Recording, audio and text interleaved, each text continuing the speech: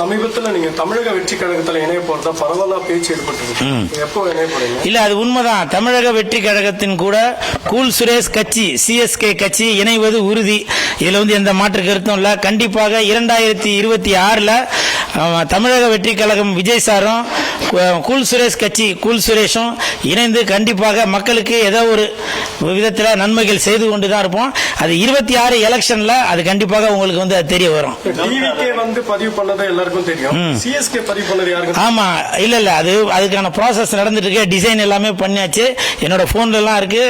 அது அதிகாரப்பூர்வமாக ஒரு அறிவிப்பா வெளியிடுவோம் அப்படின்னு சொல்லி அதை வெயிட் பண்ணிட்டு இருக்கோம். விரைவில் அதற்கான அறிவிப்பு வரும். ஏன்னா இன்னும் ஒரு குறைஞ்சபட்சம் ஒரு 1.5 வருஷத்துக்கு மேல இருக்கு எலெக்ஷனுக்கு. விரைவில் மக்களுக்கு கூல் சுரேஷ் கட்சி கண்டிப்பாக பல நன்மைகள் செய்துட்டு வரும்.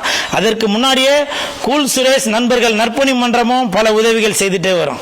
ஒரு நாடாளுமன்ற தேர்தலில் வேட்பாளரை நிற்கிறதுக்கு கண்டிப்பாக மக்கள் எதிர்பார்த்தால் கண்டிப்பாக நிற்பேன். அது மட்டும் இல்ல, எனக்கு அரசியல் கட்சியில நின்றுதான் அரசியலுக்கு வந்துதான் மக்களுக்கு உதவிகள் செய்யணும் அப்படின்ற ஒரு எண்ணம்லாம் இல்ல.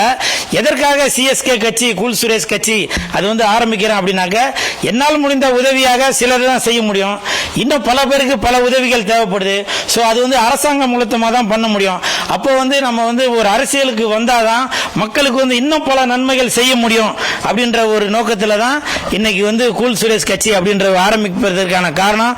நீங்க நினைக்கிற மாதிரி கூல் சுரேஷ் கட்சி ஆரம்பிச்சு கோடி கோடியா பணத்தை சேர்த்து ஜெயிலுக்கு போற அப்படின்றதுக்காக இல்ல, மக்களுக்கு நன்மைகள் செய்யணும் அப்படின்றதுக்காக தான் கூல் சுரேஷ் கட்சி ஆரம்பிக்கிறது. அரசியலுக்கு வரப்போறோம்னு சொல்லிருக்கீங்க. இப்போ ரீசெண்டா நடந்த மாநில தேசிய கட்சியோட மாநில தலைவர் இருந்திருக்காரு.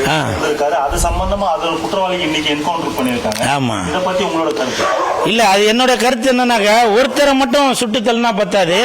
இதற்கு உடந்தையாக யார் யார் இருந்தாங்களோ அவங்க எல்லாருமே தான் சுட்டுத்தள்ளணும். ஏன்னா தண்டனைகள் குறைக்கப்படணும் அப்படின்னாலே தண்டனைகள் இன்னும் அதிகப்படுத்தினாதான் இந்த மாதிரி குற்றங்கள் எல்லாம் குறையும் அப்படின்னு சொல்லுவாங்க.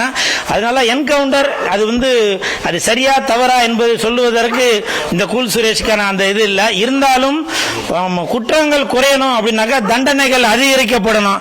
அப்பதான் நாட்டில் அமைதி நிலவும் அப்படின்னு சொல்லி நினைக்கிறேன்.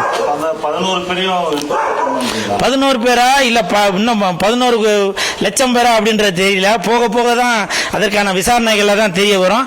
நான் என்னுடைய கருத்து என்னன்னாக்க, உண்மையிலேயே தண்டனைகளை அதிகப்படுத்தினாதான் குற்றம் குறையும்.